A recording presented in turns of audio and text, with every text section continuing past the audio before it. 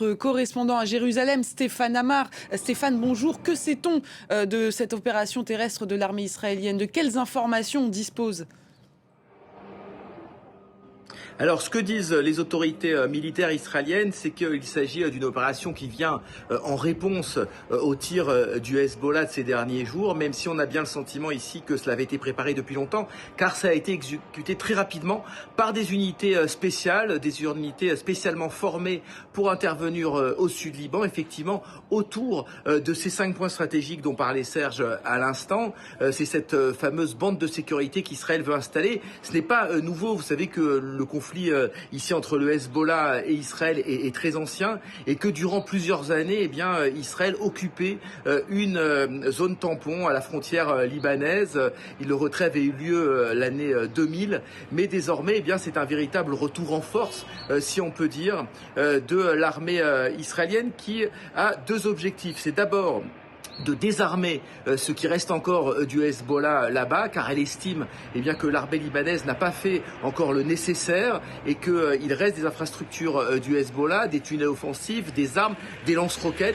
Donc il s'agit pour l'armée israélienne de les neutraliser. Et deuxièmement, en écho à ce que disait Serge à Beyrouth, il s'agit de mettre la pression sur le gouvernement libanais pour que lui-même prenne en charge ce désarmement et qu'il récupère le monopole de la violence qui était partagé jusqu'à présent avec le Hezbollah. Cette guerre avec l'Iran est l'occasion pour Israël d'en finir définitivement avec cette menace du Hezbollah. C'est en tout cas le message qui est diffusé ce matin par les autorités israéliennes. Justement, Stéphane, hier, le gouvernement libanais déclarait illégale la branche armée du Hezbollah. Est-ce que ça change quelque chose pour le gouvernement israélien? Oui, absolument. C'est une nouvelle qui a été reçue ici extrêmement positivement. Je dois dire même que c'est peut-être une nouvelle que les Israéliens attendaient depuis très longtemps.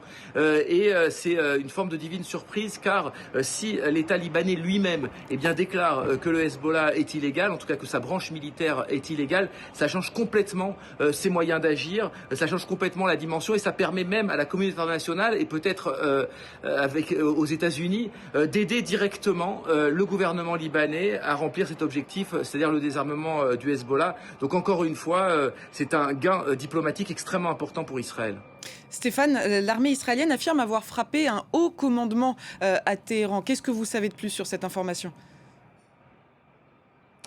Alors depuis ce matin, l'armée israélienne diffuse ce type de nouvelles. On sent que désormais, elle s'attaque aux responsables. Alors ça a déjà été le cas bien sûr dès le début de ce conflit avec l'élimination d'Ali Khamenei et de 40 membres de son appareil sécuritaire. Mais désormais, l'objectif affiché par l'armée israélienne et par le gouvernement israélien, c'est de déstabiliser de l'intérieur le régime iranien et donc de se concentrer à la fois sur des institutions iraniennes à Téhéran et aussi ailleurs dans le pays et également de continuer à essayer d'atteindre des hauts responsables.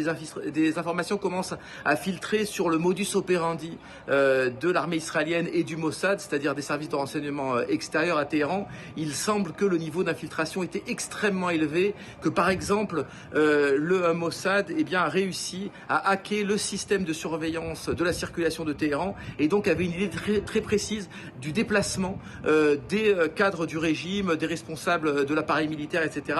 Et il semble que c'est cette qualité de renseignement que sont en train d'exploiter l'armée, qui est en train d'exploiter l'armée israélienne actuellement dans ses frappes. Merci beaucoup, Stéphane Amar, en direct de Jérusalem.